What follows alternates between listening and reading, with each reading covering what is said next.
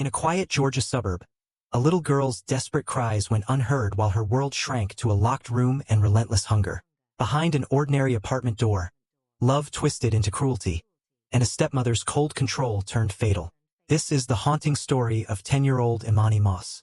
In the quiet residential stretches of Gwinnett County, Georgia, the streets carried the familiar rhythm of suburban life. Neatly trimmed lawns and orderly houses suggested stability, a setting where families gathered for evening meals and children played freely after school. It was within this seemingly safe environment that 10-year-old Emani Moss lived a life few could imagine. To passing neighbors and casual acquaintances, her home appeared ordinary, but behind closed doors a tragedy was quietly taking shape, one that would later horrify an entire community and expose how cruelty can remain hidden in plain sight. Emani was born to Emani Moss and his former partner, a young couple whose relationship fractured under the weight of personal struggles. After their separation, custody of Emani fell to her father. Friends recalled that Emani, soft-spoken and polite, appeared determined to provide a stable life for his daughter. When he later met Tiffany Moss, many believed the small family might finally find the security it needed. Tiffany presented herself as a church-going woman with a calm demeanor, someone who outwardly embraced the role of a loving stepmother. But beneath her quiet exterior grew a simmering hostility toward the child who now shared her household. The early months of their marriage revealed subtle but troubling signs. Teachers at Emani's elementary school noticed periods of frequent absences, unexplained injuries, and a gradual change in the girl's demeanor. Once cheerful and attentive, she began arriving at school withdrawn and unusually quiet, her clothing hanging loosely on her thin frame. Mandatory reports of suspected neglect were made to Child Protection Services, prompting brief investigations, yet each time the case failed to produce action strong enough to remove her from danger. Tiffany's ability to maintain a composed public image masked the growing storm inside the home. Over time, resentment hardened into calculated cruelty. Tiffany viewed Emani not as a child to nurture but as a source of irritation and competition for Emani's affection. Food, the most basic form of care, became the weapon of choice. Meals were withheld for perceived misbehavior, and what began as sporadic punishment turned into a systematic deprivation. Emani's small body began to reveal the toll, her face thinning, her energy fading, her school performance declining. Neighbors occasionally caught glimpses of the girl, noting her frailty and the way she avoided eye contact. But Tiffany controlled access so tightly that meaningful intervention became nearly impossible. Inside the apartment, life revolved around Tiffany's authority. Emani, though aware of his wife's growing cruelty, failed to protect his daughter. Fear of confrontation and an unhealthy dependence on Tiffany allowed the abuse to continue unchecked.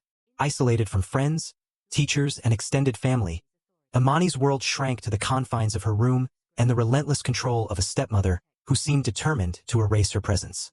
Days blurred into nights as the child endured hunger pangs that left her too weak to move, while Emani's silence deepened her sense of abandonment. By the summer of 2013, the signs of malnutrition were unmistakable. Emani's once bright eyes were dulled by exhaustion, her movements slow and unsteady. Teachers who had previously sounded alarms now had little contact with her, as Tiffany increasingly kept her home. The few times she appeared outside, neighbors described a fragile figure whose oversized clothing barely concealed the outline of bones beneath her skin. Yet each fleeting encounter failed to produce the intervention that might have saved her life. Systems designed to protect children faltered under the weight of bureaucracy and the deceptive calm Tiffany projected during home visits. Within this atmosphere of fear and neglect, Emani's existence became a silent plea for help that went unanswered. She spent long hours confined to a locked bedroom where the only sound was the faint hum of household appliances beyond the door. Meals that once brought comfort became rare events, rationed to maintain control. Tiffany's punishments escalated as the child's body weakened, each act of cruelty reinforcing the imbalance of power that defined the household. Emani, torn between paternal instinct and his own dependence on Tiffany, remained a passive witness, his inaction sealing the child's fate as much as his wife's deliberate acts. As October approached, the fragile balance teetered toward disaster. Emani's weight had plummeted to a dangerous low, her body struggling to sustain basic functions. Friends and teachers who thought of her often were unaware of the urgency unfolding behind closed doors. What appeared from the outside as a quiet suburban home was in truth a prison of hunger and fear, where a young girl's life was slipping away with each passing day. The stage was set for a tragedy that would soon break through the walls of secrecy and shock all who believed such horror could never exist in their midst. October 2013 arrived with a chill that seemed to echo the atmosphere inside the Moss apartment. By now, Emani was a shadow of the child she had once been. Her small frame reduced to a fragile shell that bore the unmistakable marks of prolonged starvation. Her hair had thinned, her cheeks had hollowed, and her limbs carried a frailty more typical of a much younger child. The human body can endure only so much deprivation, and Emani's had reached the brink. Days passed in a haze of weakness and despair as she lay in the locked bedroom that had become both her refuge and her cage. Tiffany's control over the household tightened with every passing hour. Emani, trapped in a toxic mix of fear, love, and submission, obeyed her directives despite the unmistakable reality of his daughter's suffering. He fetched small amounts of food when instructed, removed trash, and maintained silence as Emani's life ebbed away. Prosecutors would later describe this period as a calculated campaign of starvation, a cruel method of punishment designed to break the child physically and emotionally. Tiffany rarely raised her voice, but her quiet authority carried a menace more chilling than overt violence. Outside the apartment, life continued with deceptive normalcy. Neighbors walked their dogs, children rode bicycles, and the rhythms of suburban Georgia masked the tragedy unfolding only a few feet away. No frantic cries for help pierced the walls. No disturbances alerted outsiders to the crisis. Tiffany and Emani maintained a facade of ordinary life, occasionally appearing in public together to run errands or attend church. To casual observers, they were an unremarkable couple navigating the challenges of family life. Inside, however, Emani's world had collapsed to the size of a darkened room where hunger gnawed at her every waking moment. By late October, Emani's body began to shut down. Investigators would later testify that she weighed a mere 32 pounds, a weight dangerously low for a 10-year-old. Her organs, deprived of vital nutrients, struggled to function. Simple movements became exhausting tasks. Tiffany, unmoved by the child's obvious distress, continued to deny her food. Emani's occasional attempts to intervene were met with cold resistance. Fear of losing his marriage and a distorted sense of loyalty kept him silent, even as he watched the life draining from his daughter. His complicity would later form a key element of the prosecution's case, illustrating how passive obedience can be as destructive as direct violence. On the final day of Emani's life, the apartment was unnervingly still. Witnesses later described how Tiffany went about ordinary routines while the child in the next room hovered near death. No emergency call was made, no last-minute effort to save her. Emani's death came quietly, the culmination of weeks of calculated neglect. When the child finally succumbed to starvation, there were no witnesses beyond the two adults responsible for her care. The silence of her passing would soon give way to a desperate attempt at concealment that revealed the full depth of their cruelty. Panic followed her death, but it was a panic rooted not in grief but in self-preservation. Tiffany and Emani quickly began discussing how to dispose of the body to avoid detection. Fear of arrest and public shame drove them to a decision that would horrify even seasoned investigators. Rather than report the death or attempt to explain the circumstances, they resolved to destroy the evidence of their crime. Together they placed Emani's frail body in a large plastic trash bag and carried it to a dumpster outside the apartment complex. Their initial plan faltered when they realized the risk of discovery. The bag was retrieved and hidden again inside the apartment while they considered a more permanent solution. Days passed as the body remained concealed in the home, the air filling with the unmistakable odor of decay. Tiffany and Emani avoided visitors and limited their movements to prevent suspicion. Finally, they settled on a plan both brutal and desperate. They purchased a large metal trash can and gathered supplies for a fire. In the dark hours of night, they transported the can to a remote area and placed Emani's remains inside. Gasoline was poured over the small body before a match was struck, the flames consuming the physical evidence of weeks of torture. The fire burned for hours, leaving behind only charred fragments of bone and ash. Despite their efforts, the cover-up quickly unraveled. A concerned relative who had grown suspicious of Emani's long absence contacted police, prompting a welfare check at the apartment. Officers arrived to find Emani anxious and evasive, his explanations inconsistent and implausible. Under questioning, he faltered, eventually confessing to the death and revealing the location of the burned remains. Investigators followed the directions to the metal trash can, where they discovered the grim evidence of the crime. Even hardened detectives were shaken by the sight of what little remained of the 10-year-old girl whose suffering had ended in flames. News of the discovery spread rapidly through the community, sparking outrage and disbelief. Neighbors who had once exchanged casual greetings with the couple now struggled to comprehend the horror that had taken place so close to home. Teachers who had worried about Emani's well-being were devastated by the confirmation of their worst fears.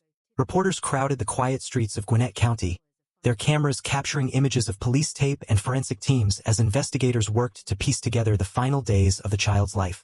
What emerged was a story of neglect so severe and cruelty so deliberate that it defied understanding, setting the stage for a trial that would captivate and horrify the public in equal measure.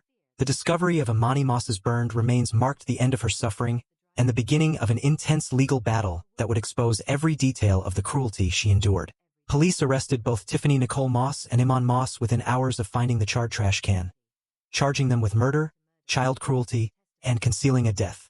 Detectives described their interviews with Emani as a mix of shame and reluctant honesty. Over long hours of questioning, he revealed the pattern of starvation, confinement, and fear that had dominated the household. His account painted Tiffany as the driving force behind the abuse, a woman who wielded quiet but absolute control over every decision. Emani eventually accepted a plea deal to avoid the death penalty. By pleading guilty to murder and agreeing to testify against his wife, he received a sentence of life in prison without the possibility of parole. His cooperation provided prosecutors with an inside view of the household and the events that led to Emani's death. In court filings, he admitted that he had failed his daughter in the most fundamental way, acknowledging that fear of losing Tiffany and a misplaced desire to keep his family intact had paralyzed him as Emani suffered. His testimony would later prove critical in securing Tiffany's conviction. Tiffany, however, chose a path that baffled many observers. Rejecting the assistance of experienced attorneys, she elected to represent herself during the 2019 trial. It was a decision that placed her directly across from seasoned prosecutors and forced her to confront the overwhelming evidence of her crimes. Courtroom spectators watched as she questioned witnesses, cross-examined detectives, and delivered opening statements, all while maintaining an eerily calm demeanor. Legal experts speculated that her choice reflected a need for control, the same impulse that had defined her treatment of Emani. The prosecution built a meticulous case, presenting photographs of Emani's emaciated body, medical reports documenting the effects of prolonged starvation, and testimony from teachers, neighbors, and social workers who had witnessed warning signs over the years. Jurors heard recordings of Emani's confession and saw text messages that revealed Tiffany's indifference to the child's suffering. A medical examiner described how Emani's organs had begun to fail long before her death, painting a picture of deliberate neglect that left little room for doubt. Each piece of evidence reinforced the narrative of a child systematically deprived of food, love, and safety until her body could no longer endure. Throughout the proceedings, Tiffany rarely displayed visible emotion. She questioned witnesses with a detached precision, occasionally challenging small details but never addressing the central allegations of starvation and abuse. Observers were struck by her composure, which prosecutors framed as further proof of her coldness. At one point she cross-examined Emani, the father of the child she was accused of killing, pressing him on his own failures while offering no explanation for her actions. The exchange underscored the tragic dynamic of a family destroyed by fear, manipulation, and unchecked cruelty. The jury deliberated for only a short time before returning a unanimous verdict. Tiffany Nicole Moss was found guilty on all counts: murder, child cruelty, and concealing a death. The sentencing phase brought another historic decision. After hearing arguments from both sides and reviewing the harrowing evidence, the jury recommended the death penalty. The judge formally imposed the sentence, making Tiffany the first woman in Georgia in more than 40 years to receive a death sentence. Legal analysts noted that the case met the state's strict criteria for capital punishment, including the presence of torture and the murder of a child. For many who followed the trial, the verdict offered a measure of justice but little comfort. Teachers who had once taught Emani wept in the courtroom as the sentence was read, haunted by memories of a bright but fragile girl whose pleas for help had gone largely unanswered. Child welfare advocates pointed to the case as a stark reminder of the gaps in protective services, noting that multiple reports and home visits had failed to prevent the tragedy. The Georgia Division of Family and Children Services faced public criticism for missed opportunities to intervene, sparking debates about how to strengthen oversight in cases of suspected abuse. In the years following the verdict, Emani's story continued to resonate beyond the courtroom. News programs, documentaries, and community forums revisited the case, using it as an example of the dangers of hidden abuse and the importance of vigilance. Churches and local organizations held memorials in her honor, framing her death as a call to action for stronger child protection laws and better training for teachers, social workers, and law enforcement. Her name became a symbol of both devastating failure and the urgent need for change. Emani Moss remains incarcerated, serving his life sentence without the possibility of parole. By all accounts, he has expressed ongoing remorse, though many find little solace in his belated admissions. Tiffany Moss sits on death row at the Arundel State Prison for Women, awaiting the appeals process that accompanies any capital case. She has offered no public statement of apology or explanation, leaving unanswered the question of why her resentment toward a helpless child grew into lethal hatred. Emani's short life and agonizing death left a permanent scar on the community that once seemed so peaceful. Her tragedy is a cautionary tale about the dangers of silence, the fragility of oversight systems, and the ease with which abuse can hide behind closed doors. Though the court delivered its harshest sentence, no verdict could restore the years of love and care she was denied. The burned trash can discovered in a wooded area stands as a haunting reminder of a little girl whose suffering went unseen until it was far too late, and whose memory now serves as a plea for vigilance, compassion, and the protection of every vulnerable child. A family Christmas meant to bring joy became a nightmare of superstition and brutality. In an East London flat, 15-year-old Kristy Bamu faced days of relentless torture and a fatal cleansing ritual. This is the chilling true story of love twisted by fear, belief, and unimaginable cruelty. On a bitterly cold December evening in 2010, the festive lights of East London twinkled against the grey sky, promising warmth and celebration. Inside a modest flat on the 15th floor of an apartment block in Newham, a family reunion was supposed to bring comfort and joy. 15-year-old Kristy Bamu, a quiet, well-mannered boy from Paris, had traveled with his younger siblings to spend Christmas with his older sister, Emani Bamu, and her partner, Ureka Bamu. For Kristy's parents, sending the children to visit their sister in London seemed like a chance for bonding and holiday happiness. Kristy arrived with his 2 sisters and 2 brothers, excited to see Emani, who had moved away years earlier. At first, nothing suggested the darkness that would soon engulf them. Emani welcomed them with a smile that appeared warm but carried an underlying tension. Ureka Bamu, tall and intense, greeted the children politely but with an unsettling air of authority. The flat itself was small but neatly kept, decorated for the season with modest tinsel and a tree that tried to brighten the winter gloom. Kristy, shy but eager, settled into the unfamiliar surroundings, unaware that these walls would soon become the boundaries of his last, terrifying days. The first evening passed with the normal rhythms of a family gathering, shared meals, quiet conversations, and laughter from the younger children. Yet an unease lingered, a subtle sense that the adults were watching, judging, and measuring every gesture. As the second day unfolded, the atmosphere began to shift. Minor mishaps, objects misplaced, a spilled drink, nervous glances, triggered sharp reactions from Bamu. He spoke of kindoki, a term from Congolese tradition describing witchcraft and evil spirits. At first, the children did not fully grasp his words, but the tone was unmistakable. Accusations slipped into conversation like poison, suggesting that someone among them carried a dark force. Kristy, quiet and hesitant, became the focus of Eric's piercing attention. A nervous movement, a fleeting look, anything could be twisted into supposed proof of hidden evil. Emani, who might once have protected her siblings, instead reinforced Eric's growing suspicions. Her voice, once gentle, hardened into agreement with his claims. The children, especially Kristy, were bewildered by the sudden shift from family warmth to a chilling atmosphere of suspicion.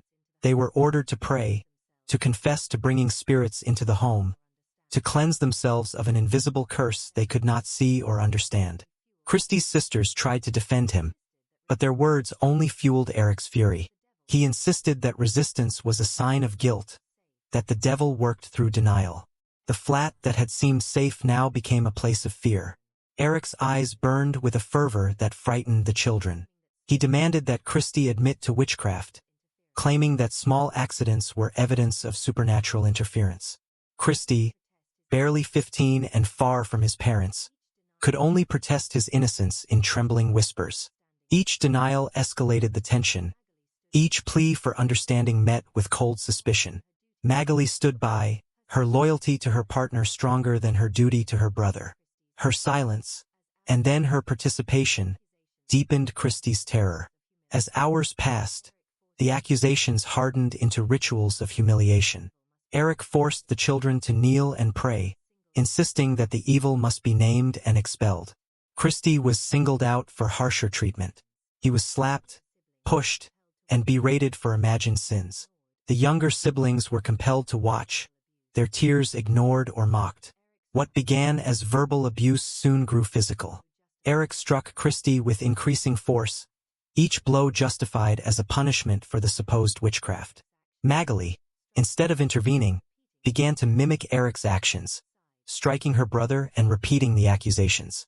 Outside, the city moved through its holiday routines, oblivious to the nightmare taking shape behind the flat's closed door. Neighbors heard occasional thuds or raised voices but dismissed them as family arguments. Inside, Kristy's world shrank to a room filled with fear, pain, and confusion. The once familiar sister who had hugged him on arrival now looked at him with cold eyes, echoing the words of a man consumed by superstition. Kristy's siblings huddled together when they could, whispering prayers of their own, but none could stop what was unfolding. By the third day, Kristy's body bore the marks of relentless assault. Bruises blossomed across his skin, his face swollen from repeated blows. Exhausted and terrified, he struggled to follow Eric's commands, his young mind unable to comprehend the accusations. Yet the more he pleaded for mercy, the more Eric interpreted his desperation as proof of possession. Magali joined in the interrogations, demanding confessions that Kristy could not give. Every attempt to explain or deny only tightened the trap around him. The flat's festive decorations now seemed grotesque, a cruel contrast to the violence staining the air. Kristy's siblings were not spared psychological torment. Eric threatened them, insisting that they too were tainted by witchcraft unless they helped expose Kristy's supposed crimes. The children were made to participate in prayers and rituals designed to force out evil spirits, their small voices trembling as they repeated the words demanded of them. Their love for their brother clashed with their fear of the adults, leaving them paralyzed in a nightmare that offered no escape. The Christmas season outside continued with music and celebration, but inside the Bamu flat, time had lost meaning. Days blurred together in a haze of accusation, punishment, and desperate prayers. Kristy's hope for a joyful holiday had been replaced by a desperate wish to survive. Each hour brought new pain. Each night carried the dread of what the next morning would bring. The child who had once trusted his sister now faced her as an accomplice to his suffering, his cries for help swallowed by the walls of a home turned prison. As Christmas Eve approached, the cycle of violence showed no sign of ending. Eric's obsession with purging evil had consumed the household, and Magali followed his lead with chilling devotion. Kristy's strength was fading, his body weakening under the relentless beatings and forced rituals. Yet still he refused to confess to a crime he did not understand, clinging to his innocence even as his world closed in. The joyous reunion his parents had envisioned was gone, replaced by a darkness that no one outside the flat could see, a darkness that would soon claim his young life. The night of December 23rd settled over East London with a biting chill, but inside the Bamu flat the cold was not from the winter air. It was the chill of terror, of a family trapped in a spiral of violence and fear. Kristy Bamu, once a lively teenager who loved football and laughter with his siblings, now lay bruised and trembling on the living room floor. His body was a map of pain, swollen limbs, cracked lips, deep bruises blooming under his clothes. Eric Bikubi paced the room like a man possessed, his eyes burning with conviction that evil spirits clung to the boy. Every small movement, every glance, became fuel for his obsession. Eric's voice carried the heavy cadence of a preacher delivering a sermon of doom. He spoke of Kindoki, warning that the devil had entered the household through Kristy. Each word dripped with menace, twisting fear into a weapon. Magali, once the protective sister, echoed his accusations, her voice cold and sharp, her betrayal cut deeper than any blow. Kristy, gasping through swollen lips, pleaded with them to believe him, to remember he was family. His words fell into the void of their fanaticism, unanswered and unwanted. The children's cries punctuated the air like faint echoes of a distant world. Kristy's younger brothers and sisters clung to each other, their faces streaked with tears. They had been forced to kneel and pray for hours, commanded to renounce imaginary demons and confess to sins they could not name. Exhaustion blurred their sense of time. The festive season outside felt like a cruel fantasy. The laughter of strangers celebrating Christmas could not reach the darkness of this room. Eric introduced new rituals to break Kristy's resistance. He ordered the boy to stand for long stretches, only to strike him when his knees buckled. He forced him to repeat prayers, demanding that he name the evil spirit he supposedly harbored. Each failure to provide the impossible answer brought another blow. Household objects became instruments of torture. Wooden sticks, metal bars, a hammer handle. Anything that could inflict pain was pressed into service. Kristy's screams filled the flat, yet the neighbors remained unaware or unwilling to intervene. The walls of the building might as well have been walls of stone, keeping the horror contained. Magali's involvement grew more deliberate as the hours dragged on. She struck Kristy with her own hands, her face twisted in a mask of anger and fear. To the children, it seemed as if she had shed her identity as their sister and taken on a darker role as Eric's accomplice. Her every word reinforced his accusations. Every command urged Kristy toward a confession he could not make. The boy's spirit, once so gentle, flickered but refused to extinguish. Even as blows rained down, he insisted he was innocent, his voice a faint thread of truth in a room consumed by madness. The torture moved beyond physical pain. Eric taunted Kristy with threats of eternal damnation, claiming that demons would drag his soul away if he did not admit to witchcraft. He accused the younger siblings of complicity, warning them they would suffer the same fate if they protected their brother. Fear tightened its grip on the children, their loyalty to Kristy clashing with the instinct to survive. They whispered prayers in their own language, small acts of resistance that went unnoticed by the adults. As Christmas Eve dawned, Kristy's strength began to fail. He could barely stand, his body sagging under the weight of countless blows. His eyes, once bright with life, were swollen nearly shut. Breathing became a labor, each gasp a struggle against the pain that enveloped him. Yet Eric saw weakness as proof of possession. He declared that the evil spirit was resisting the cleansing, that harsher measures were needed. Magali nodded in agreement, her face pale but resolute. The next stage of the ordeal was as cruel as it was symbolic. Eric filled a bathtub with cold water, insisting that Kristy must be washed to rid himself of demons. He called it a purification, but it was a trap disguised as salvation. Kristy was dragged toward the bathroom, his body too weak to resist. The siblings were ordered to watch, their wide eyes reflecting the terror of what they knew was coming. The sound of running water mixed with the muffled cries of a boy who no longer had the strength to scream. Kristy was forced into the bath, his frail body submerged in the icy water. Eric shouted prayers and commands, demanding that the evil spirit leave. Magali stood over them, her voice rising in chants that echoed the hysteria of the room. Kristy struggled to keep his head above the surface, his arms flailing weakly. Each attempt to breathe was met with Eric's hands pushing him back down, insisting that the devil must be drowned out. The water splashed violently against the porcelain, masking the faint sobs of his siblings. Time lost meaning as the ritual continued. Kristy's movements slowed, his strength slipping away with each desperate gasp. The bathwater, once clear, now churned with the residue of the violence that had preceded it. His sisters begged for mercy, their voices breaking through the chaos, but their pleas only fueled Eric's rage. He shouted that the spirit was resisting, that they must not stop until it was gone. Magali, her eyes distant, did nothing to intervene. Finally, Kristy's body went still. His head lolled to the side, his breathing shallow and irregular. For a brief moment, the room fell silent except for the drip of water from the faucet. The children stared in horror as they realized their brother's struggle was ending. Eric released his grip, declaring that the cleansing was complete, but the victory he claimed was hollow. Kristy was no longer moving. His chest barely rose with the faint rhythm of life. The aftermath was a grim tableau of exhaustion and denial. Eric and Magali left the bathroom, their faces a mixture of triumph and fear. They spoke in hushed tones, debating what to do next. The siblings remained by the tub, their small hands clutching each other for comfort. They could not comprehend how a Christmas visit had descended into such nightmare. Kristy lay motionless, his young body broken by days of torment, his eyes closed as if retreating from a world that had betrayed him. Outside, the city prepared for Christmas Eve celebrations. Streets glowed with lights, shops bustled with last-minute shoppers, and families gathered for festive meals. None of them knew that in a small East London flat, a boy lay dying in a bathtub, the victim of a superstition so powerful it had destroyed the very bonds of family.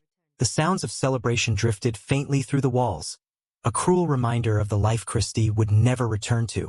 When the morning of December 25th arrived, the air inside the Newham flat was heavy with silence broken only by the uneven breaths of frightened children.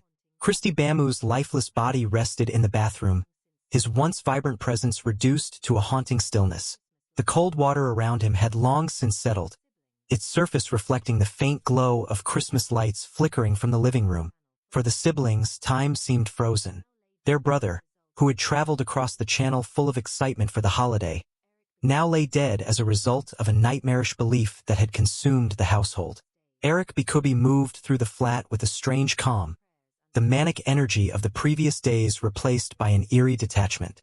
He muttered prayers under his breath, speaking of victory over spirits and deliverance from evil. To him, the ordeal had reached its grim conclusion. Emani Bamu, her face pale and distant, avoided the sight of her brother's body. She clung to Ureka's words, as if their twisted justification could erase the reality of what had occurred.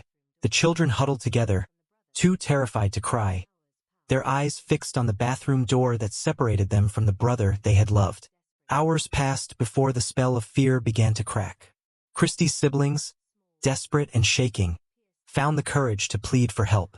Their voices, small but insistent, pierced the heavy air. At last, Ureka allowed a call to emergency services. His permission was not born of remorse but of a calculated need to explain what could no longer be hidden.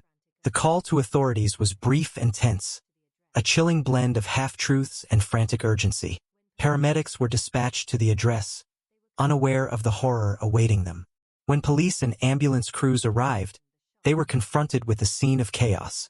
The festive decorations only heightened the shock of what lay before them.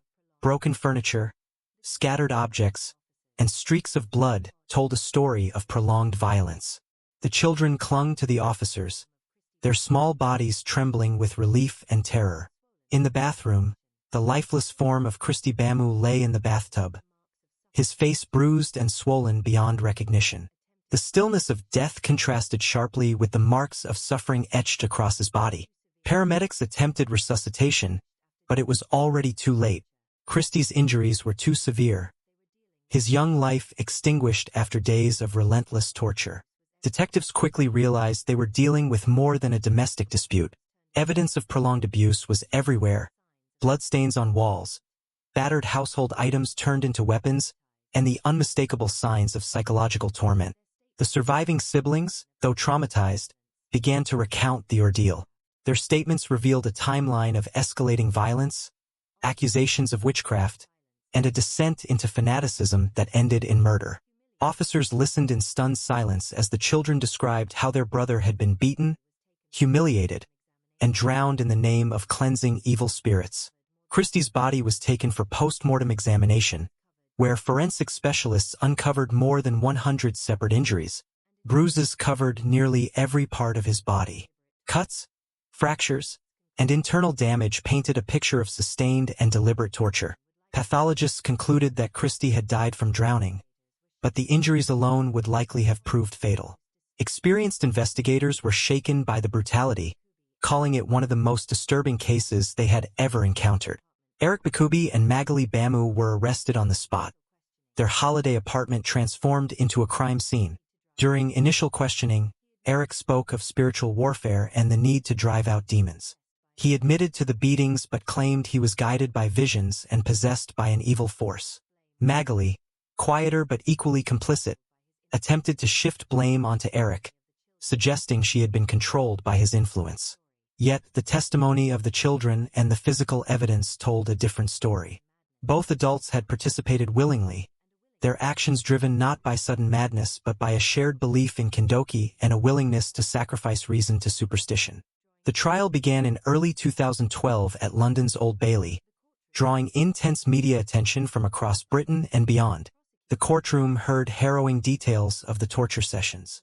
Prosecutors described how a festive family gathering had turned into a prolonged ordeal of fear and violence. They emphasized that Kristy, a child of just 15, had been targeted for no reason other than superstition. Ureka Bamu, wearing a blank expression, admitted to the assaults but claimed diminished responsibility, insisting that evil spirits clouded his judgment. Emani Bamu wept at intervals, portraying herself as a woman trapped by fear of her partner. Yet the evidence of her active participation, including witness statements and forensic proof of her own blows, shattered any hope of absolution. Kristy's siblings testified with remarkable courage, recounting days of terror before a silent courtroom. Their words carried the weight of truth no cross-examination could break. They spoke of prayers turned into threats, of rituals that became torture, and of their brother's final moments in the cold water of the bathtub. Their testimony left jurors visibly shaken. For many listening, the case exposed a hidden intersection of cultural belief and extreme violence, a reminder that superstition can become deadly when fused with fear and control. After weeks of evidence, the jury returned unanimous verdicts of guilt. Ureka Bamu was convicted of murder and sentenced to life imprisonment with a minimum term of 30 years. The judge described the crime as an act of unspeakable brutality, rejecting Ureka's claims of supernatural influence. Emani Bamu received a life sentence with a minimum of 25 years, the court condemning her betrayal of family and her role in the torture. The sentences reflected not only the physical cruelty of the crime but also the moral depravity of turning a Christmas visit into a killing ground. Kristy's death sent shockwaves through Britain's Congolese community and the wider public. Religious leaders and child protection advocates called for greater awareness of harmful practices linked to witchcraft accusations. Campaigners highlighted the need for education to prevent similar tragedies, urging communities to challenge dangerous beliefs that endanger children. The case became a grim reference point for social workers and police, a reminder of the hidden dangers lurking behind closed doors when fear and superstition override love and reason. For Kristy's parents, grief came with unbearable questions. They had trusted Emani to care for her siblings, never imagining she would betray that trust so completely. Their statements after the verdict spoke of heartbreak and disbelief, a family forever scarred by the loss of a gentle boy whose only mistake was visiting his sister for Christmas. Kristy's name became a call for vigilance, his story a cautionary tale carried in headlines and documentaries. Today, the flat in Newham stands as an ordinary building among many in East London. New families have moved in, unaware of the suffering once contained within its walls. Yet the memory of Kristy Bamu endures in court records, news archives, and the minds of those who followed the trial. His murder remains one of Britain's most haunting crimes, a stark warning of how cultural fears can be twisted into acts of unthinkable cruelty. The decorations that once promised joy have long been removed, but the silence of that space still seems to echo with the cries of a boy whose life ended in terror, leaving a scar on all who hear his story. A quiet Louisiana lake hides a nightmare no one saw coming. One September morning, a mother's drive turned into a deadly betrayal, leaving one child lost, another fighting for life, and an entire community searching for answers. This is the chilling, unforgettable tragedy of Cross Lake. The morning of September 24, 2021, began like countless others in Shreveport, Louisiana. Cross Lake, a sprawling reservoir known for its tranquil beauty, mirrored the gray sky above. Early anglers guided their boats into quiet coves, and joggers traced the paths that edged the water's rim. Nothing in the calm scene hinted that a horrific act was about to unfold. Among the people moving through this landscape was a woman few would notice at first glance. 33-year-old Ureka Rochelle Black, a mother of two, parked her car near a secluded stretch of the lake, stepping out with her children as though planning a simple outing. 8-year-old Paris and 5-year-old Elijah followed close behind, unaware of the danger that awaited them. Neighbors who later learned of the tragedy recalled Ureka as quiet and withdrawn. She had no history of violence, but those closest to her knew that the months leading up to that morning had been troubled. Family members spoke of a bitter custody dispute that left her feeling cornered and fearful. Friends described sudden mood swings and disturbing comments about losing her children. Yet in public she remained largely invisible, the sort of person who could sit alone in a grocery store cafe without drawing a second glance. On this day she carried an air of determination masked as ordinary purpose, guiding the children toward the water with a calm that belied the chaos in her mind. Paris later told investigators that her mother had suggested a peaceful walk by the lake. It seemed harmless enough. Ureka parked the car and led them along a narrow path where the trees opened to reveal a quiet section of shoreline. To passing strangers, it might have looked like a family enjoying a brief escape from the pressures of daily life. But Ureka's thoughts had turned toward an irreversible plan. Detectives would later piece together that she had chosen this spot deliberately, seeking both privacy and quick access to the deep water that lay just beyond the shallows. Witnesses would remember seeing the trio enter the lake together. First, nothing appeared alarming. Children often waded in Cross Lake, splashing in the shallows while parents watched from nearby. But within moments the scene shifted. A fisherman on the opposite bank noticed frantic movements and heard cries for help. He saw the woman pushing the children farther from shore, ignoring their desperate attempts to stay afloat. Alarmed by the sudden commotion, he grabbed his phone and dialed 911, his voice shaking as he reported a mother forcing her children under the water. Dispatchers quickly relayed the call to first responders, but every passing second mattered. Paris fought to keep her head above the surface, struggling against both the water and her mother's grip. Elijah, smaller and less able to resist, slipped beneath the surface more than once. By the time other bystanders rushed into the water, the situation had become a race against time. Shouts echoed across the lake as strangers waded in, trying to reach the children before it was too late.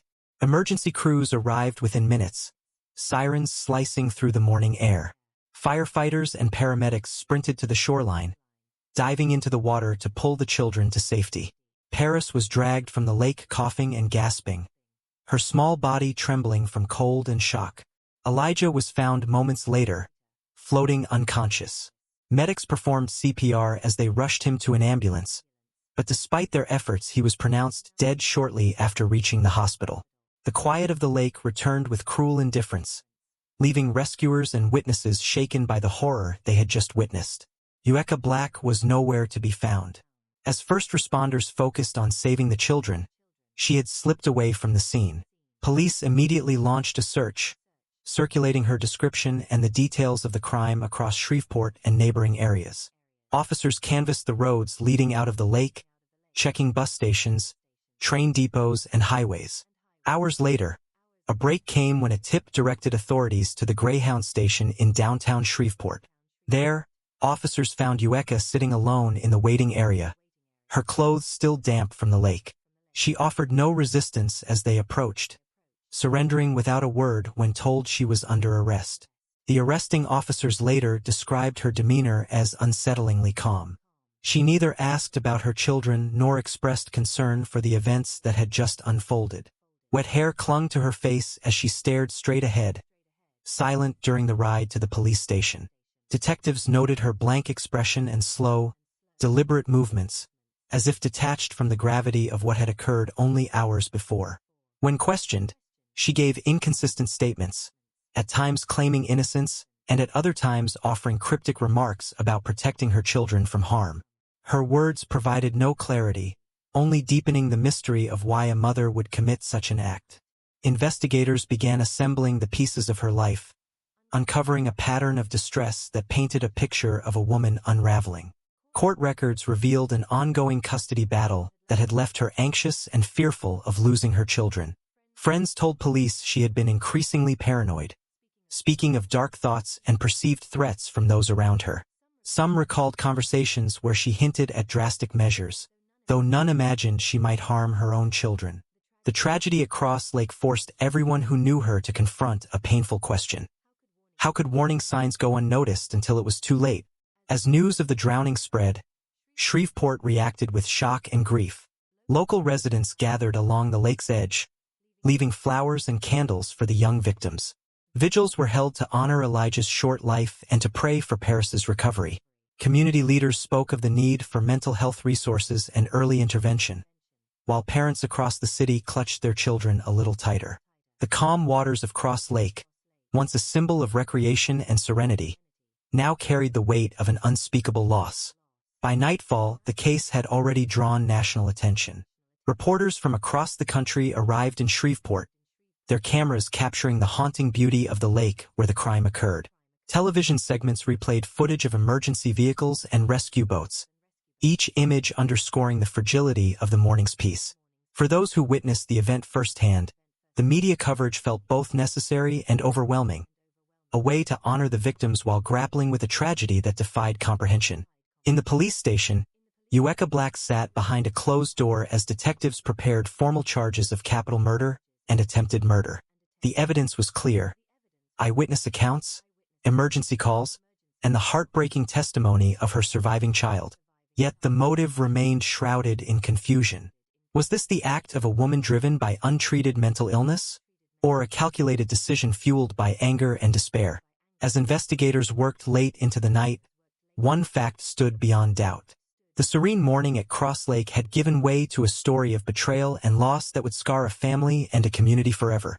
In the days following the arrest, Shreveport police turned their focus to reconstructing the hours leading up to the drowning. Detectives pored over phone records, surveillance footage, and witness statements to create a timeline of Ureka Black's movements. Traffic cameras captured her vehicle leaving her apartment complex early that morning, the children seated in the back seat. There was no sign of struggle, no outward indication of the deadly intentions forming behind her calm expression.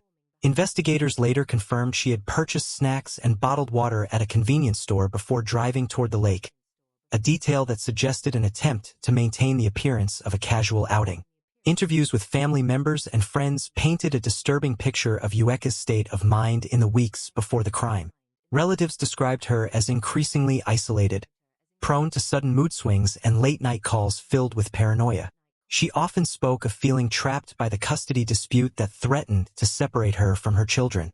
According to her sister, Ureka had recently expressed fears that social services or the children's father might take them away, claiming she sensed danger from people she once trusted. Friends recounted cryptic comments about protecting the children from harm, though none interpreted the statements as a prelude to violence. Detectives also uncovered records of prior mental health concerns. While not extensive, there were indications of depression and anxiety, with sporadic visits to clinics for counseling and medication. Those records suggested a woman grappling with untreated psychological distress, a factor prosecutors would later scrutinize but not excuse. Experts consulted by the police noted that mental illness can intensify feelings of hopelessness and distorted reasoning, yet emphasized that most people struggling with such conditions never commit acts of violence. For investigators, the challenge was to determine whether Ureka's mental state explained her actions or merely provided context for an otherwise deliberate decision. Meanwhile, the surviving child, Paris, remained at a local hospital under careful observation. Medical staff described her as physically stable but emotionally fragile. Child specialists worked gently to help her process the trauma of nearly drowning and witnessing the death of her younger brother. Detectives approached their interviews with extreme caution, understanding that Paris's memories were key to understanding what happened but aware of the emotional toll each question could inflict. In quiet sessions with child advocates, she recounted how her mother led them into the water and pushed them farther out despite their cries for help. Her clear, consistent account left little doubt about the intentional nature of the act. As the investigation unfolded, prosecutors prepared to file charges of capital murder for Elijah's death and attempted murder for the attack on Paris. These charges carried the possibility of life imprisonment without parole or, in the most severe scenario, the death penalty. District Attorney James Stewart emphasized the gravity of the crime, citing the vulnerability of the victims and the calculated manner in which the drowning was carried out. He assured the public that the case would be prosecuted to the fullest extent of the law while acknowledging the tragedy of a mother standing accused of killing her own child. Ureka's first court appearance drew a packed courtroom of reporters, grieving relatives, and curious onlookers. Dressed in a standard-issue jail uniform, she entered without visible emotion, her eyes fixed on the floor as the charges were read. The judge ordered her held without bond, citing the severity of the allegations and the risk of flight demonstrated by her attempt to leave the scene. Public defenders were appointed to represent her, though early reports indicated she remained largely uncooperative with legal counsel. Observers described her demeanor as detached, at times staring blankly into space and at other moments whispering inaudible responses to basic questions. Outside the courthouse, the community grappled with the emotional fallout.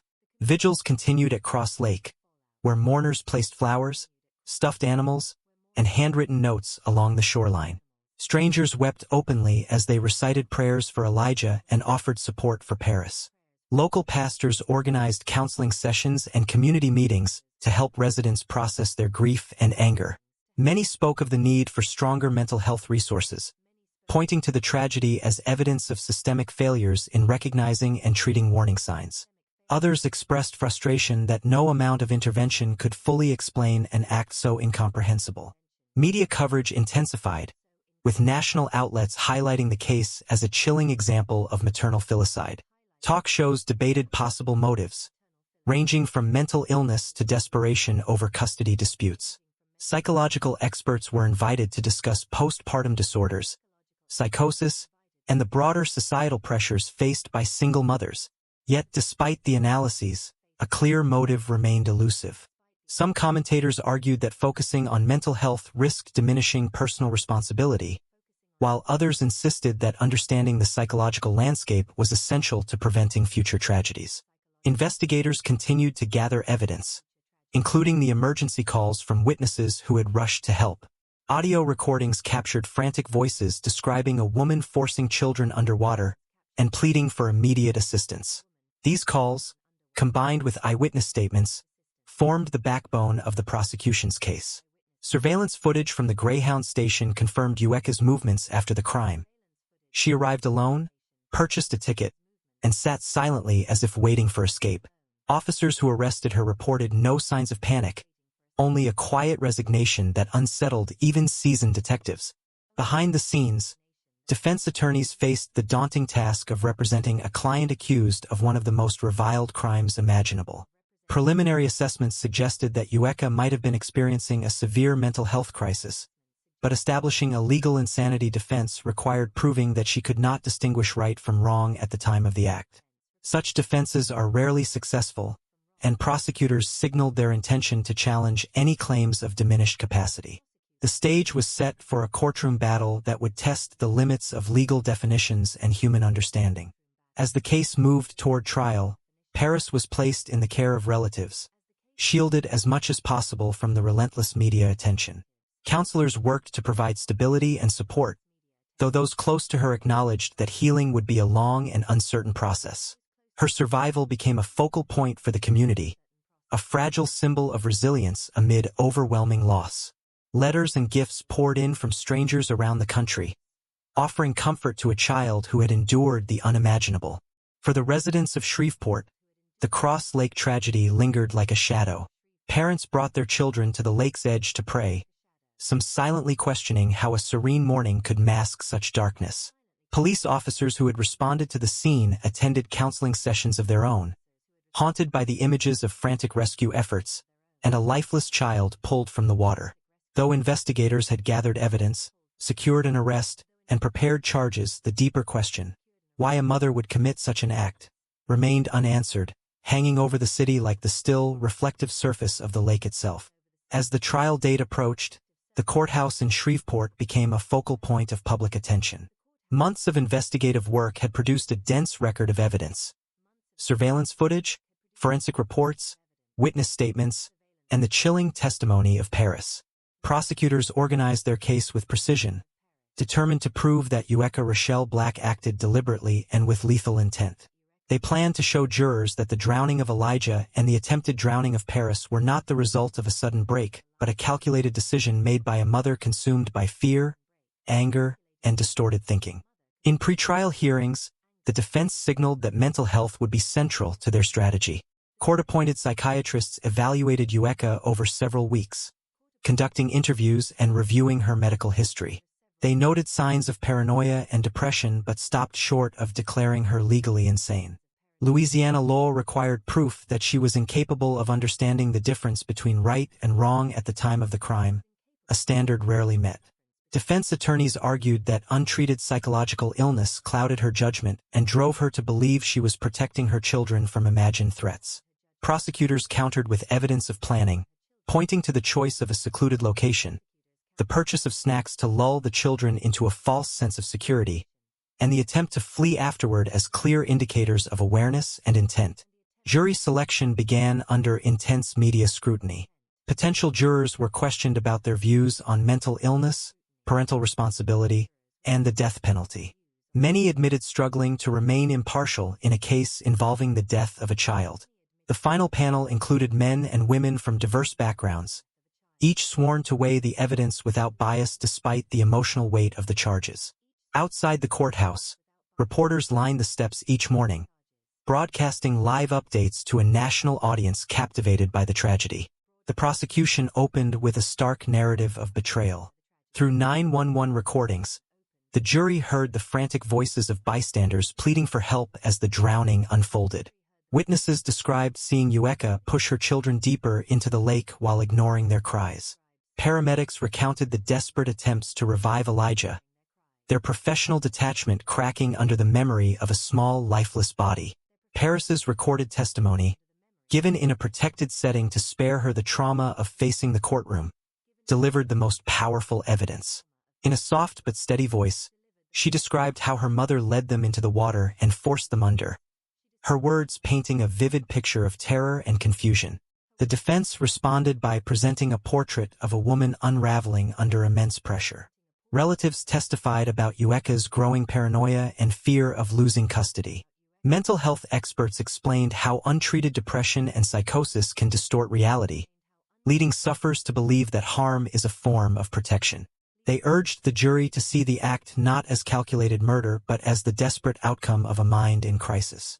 Yet cross-examination revealed that Ureka had never sought consistent treatment and that she made choices, such as fleeing the scene, that suggested awareness of wrongdoing. Throughout the proceedings, Ureka remained mostly silent. She sat at the defense table, eyes downcast, occasionally glancing toward the evidence displayed on large screens.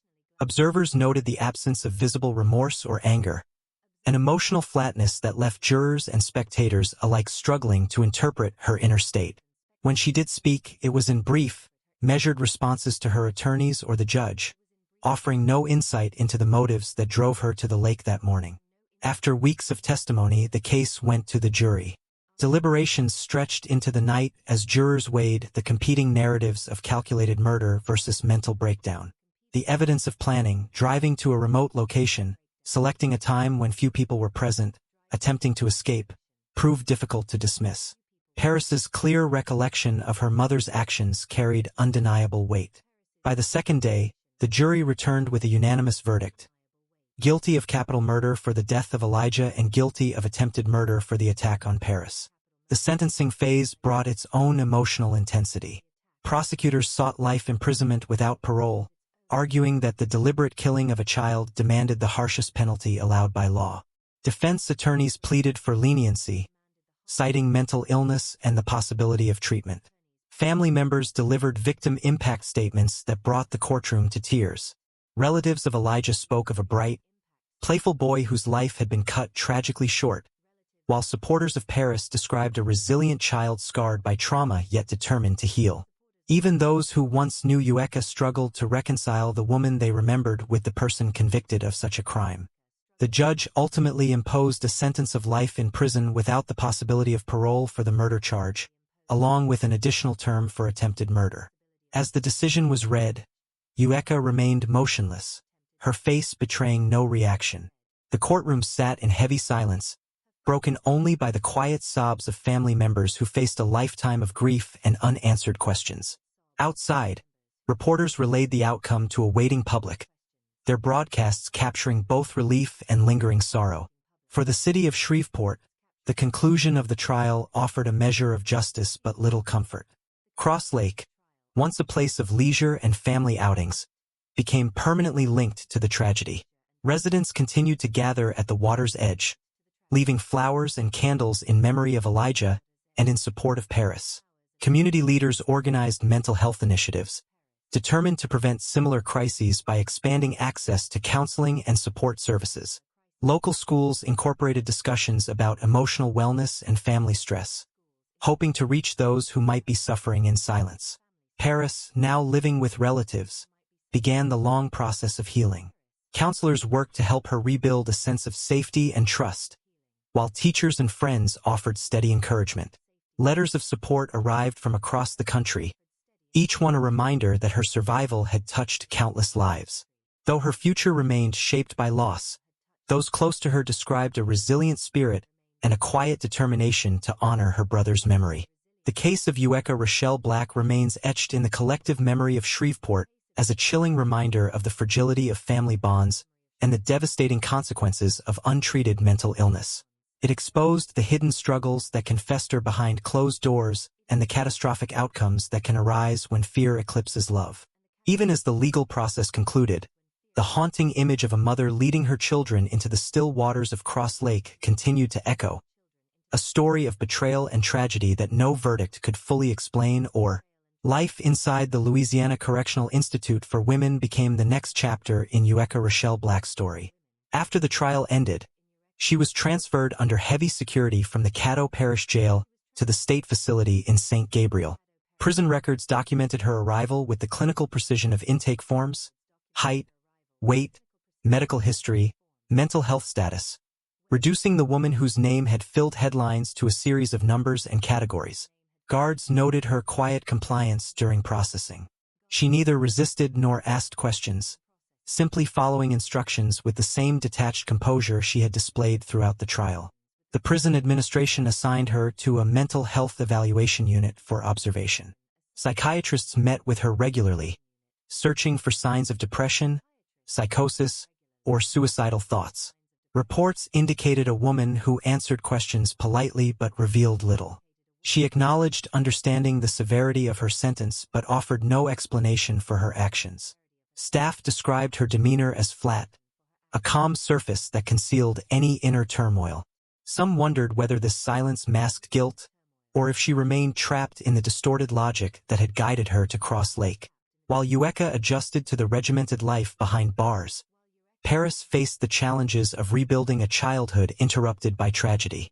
Living with extended family, she attended therapy sessions several times a week. Counselors focused on helping her process traumatic memories without reawakening overwhelming fear.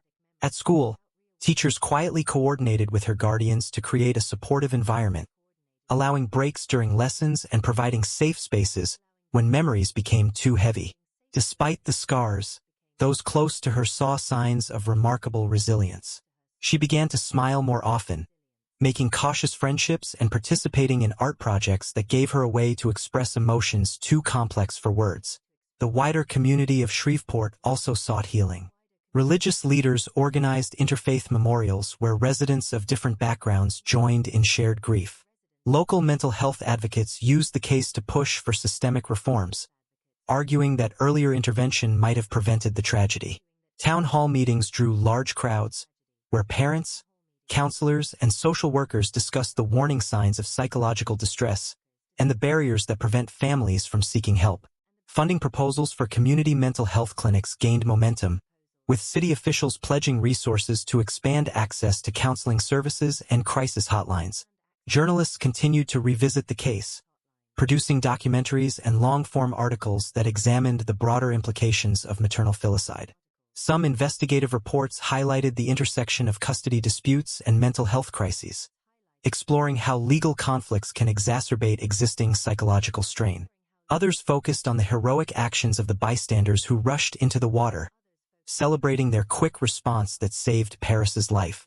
Interviews with first responders revealed lingering emotional effects.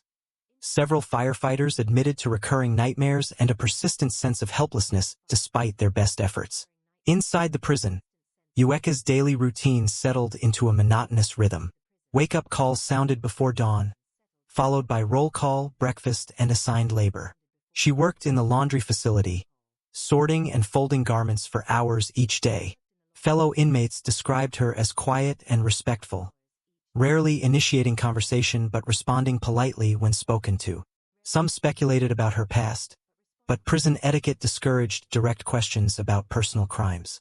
The details of her case were widely known, yet she remained an enigmatic presence, neither seeking sympathy nor expressing defiance. Guards noted no incidents of aggression or disciplinary infractions, reinforcing the image of a woman who had retreated into internal silence. Letters occasionally arrived from members of her family, though she seldom replied. When she did, her responses were brief, offering updates about her routine rather than reflections on the crime. A prison chaplain who met with her weekly reported moments of guarded openness, describing conversations where she acknowledged sadness over her children but stopped short of accepting full responsibility. She sometimes spoke of dreams in which she and the children played together by a lake, memories tangled with regret and confusion. The chaplain encouraged her to explore these feelings through counseling, but progress remained slow. Meanwhile, Paris became a symbol of survival for many across the country. National charities reached out with offers of scholarships and therapy funding.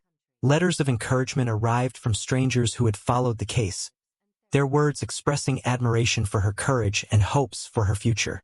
Her caregivers carefully filtered media attention, determined to protect her privacy as she navigated adolescence. Though the trauma could never be erased, Paris's steady growth offered a glimmer of hope amid the darkness that had once threatened to consume her.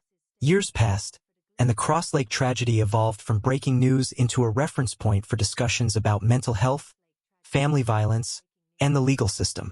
Law enforcement agencies used the case in training programs to teach officers how to recognize signs of parental distress during domestic disputes. Social service organizations cited it when advocating for earlier mental health interventions in custody conflicts. The lake itself, once a recreational haven, became a site of quiet remembrance. A small memorial plaque, funded by community donations, was placed near the shoreline where strangers had fought to save 2 children on that September morning. Visitors often left flowers or toys beside the marker, a gesture of collective mourning that continued long after cameras disappeared. Despite these public efforts, those closest to the case carried private burdens. Paris's relatives balanced the joy of watching her grow with the persistent ache of Elijah's absence. Birthdays and holidays brought bittersweet memories of the boy who should have been there. Family photographs captured a smiling child frozen in time, reminders of a life cut short by an act no one could fully explain. Therapists emphasized that grief would ebb and flow, resurfacing unexpectedly even years later. Healing, they reminded the family, was not a destination but an ongoing process. For Ureka, the reality of a life sentence slowly settled into permanence. Appeals filed by her attorneys moved through the courts with little chance of success. Legal arguments about mental health and diminished capacity failed to overturn the verdict, each denial reinforcing the finality of her punishment. Inside her cell, the passing seasons marked time in small increments. Changes in the light through the narrow window, the rotation of cellmates, the steady march of birthdays uncelebrated it. Whether she ever fully confronted the magnitude of her actions remained known only to her and the few counselors who continued to meet with her in private sessions. The Cross Lake case ultimately left a layered legacy. It highlighted the gaps in mental health care, the fragility of family relationships under legal pressure, and the heroism of ordinary citizens who risked their lives to save a child. It served as a warning about the dangers of isolation and untreated psychological pain, while also demonstrating the resilience of a community determined to support survivors. In the quiet halls of the prison and the peaceful ripples of the lake, the echoes of that September morning endured, reminding all who remembered that behind every headline lies a story of human vulnerability and the irreversible cost of a single devastating choice. Years after the verdict, the Cross Lake tragedy continued to shape lives in ways that statistics and court records could never fully capture.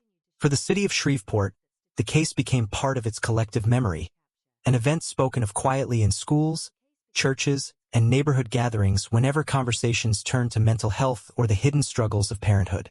The ripples spread outward, influencing policies, inspiring advocacy, and leaving behind a set of lessons forged in unimaginable loss. Paris grew older under the protective care of relatives who worked tirelessly to provide stability.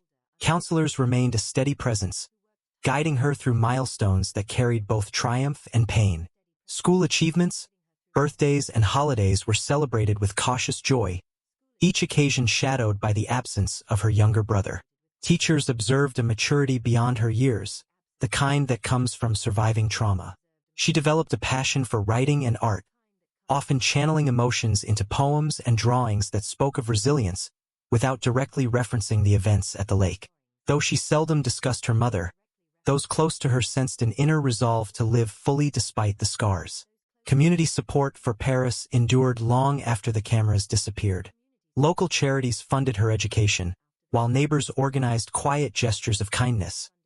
Anonymous gifts, letters of encouragement, invitations to community events designed to remind her that she was not alone. National organizations offered scholarships and counseling resources, but her guardians carefully balanced public goodwill with the need for privacy. They shielded her from interviews and media requests, understanding that healing required space away from constant reminders of the tragedy. For the bystanders who intervened on that September morning, memories of the rescue remained vivid and unshakable. Some continued to experience flashbacks of the frantic struggle in the water and the desperate efforts to save both children. Several underwent counseling for secondary trauma, acknowledging the emotional toll of witnessing a crime so intimate and irreversible. Their actions were celebrated in community awards ceremonies and local news features. Yet many expressed lingering guilt over the life that could not be saved. They often returned to the memorial plaque by the lake, leaving flowers or simply standing in silence, grappling with the limits of human effort in the face of tragedy. The legal aftermath extended beyond Ureka Black's life sentence. State lawmakers cited the case during debates on expanding mental health services, pointing to gaps in early detection and treatment of severe psychological distress. Funding for crisis hotlines and community counseling centers increased in the years following the trial, reflecting a growing recognition that prevention requires accessible resources. Social workers received new training on identifying warning signs in custody disputes and high-stress family situations. Though no policy could guarantee the prevention of another tragedy, these measures represented an attempt to learn from the pain that Cross Lake had exposed. Inside the Louisiana Correctional Institute for Women, Ureka settled into the unyielding rhythm of a life without parole. Over time, the notoriety of her crime faded among inmates, replaced by the ordinary routines of prison existence. She worked shifts in the laundry, attended mandatory counseling sessions, and occasionally participated in chapel services. Guards continued to note her quiet demeanor and lack of disciplinary issues. Chaplains described sporadic conversations in which she expressed sorrow for her children but rarely addressed the specifics of her actions. Whether these were signs of genuine remorse or simply reflections of a mind still struggling with reality remained uncertain. Letters from family arrived sporadically, often containing photographs of Paris and updates on her progress. Prison staff observed that Ureka sometimes stared at these images for long stretches, her expression unreadable. She responded infrequently, sending brief notes that focused on mundane details of prison life rather than emotional reflections. Counselors encouraged her to engage more deeply in therapy, but progress was slow. The structured environment of the prison provided stability, yet it also reinforced the permanence of her isolation. The outside world moved forward, while her days remained measured by the same narrow routines. The memory of Elijah lived on through those who loved him. Family gatherings often included quiet moments of remembrance, with relatives sharing stories of his playful nature and infectious laughter. Photographs of the smiling boy decorated living rooms and family albums, symbols of a life cut short but not forgotten. His name was added to local memorials for children lost to violence, where candles were lit each year on the anniversary of his death. For his relatives, grief became a lifelong companion, less acute than in the early days but ever present, resurfacing during milestones and unexpected moments. Cross Lake itself retained its dual identity as a site of recreation and mourning.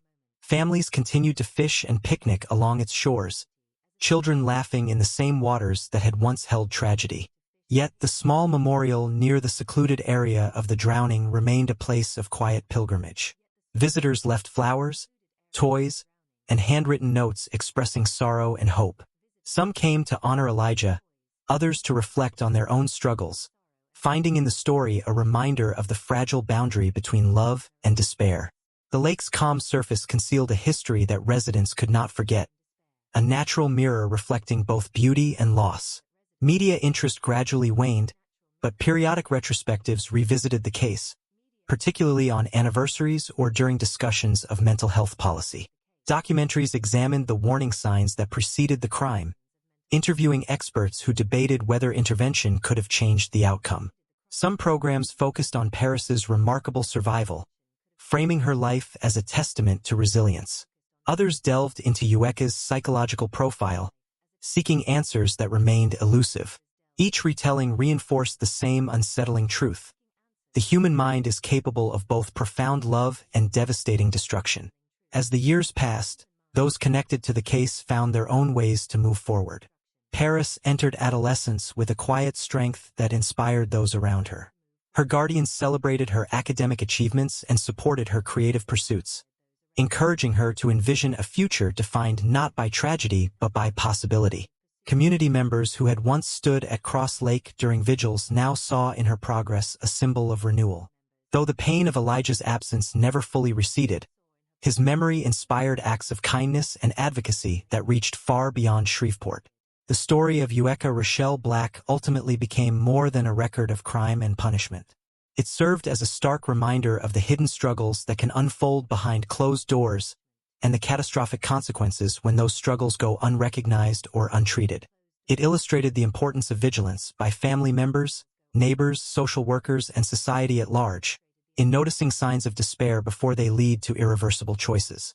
It highlighted the heroism of ordinary people who acted without hesitation to save a life, proving that even in moments of darkness, compassion can shine through.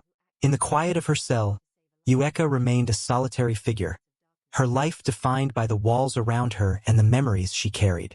Outside, Paris continued to grow, her path shaped not by the crime but by her determination to overcome it.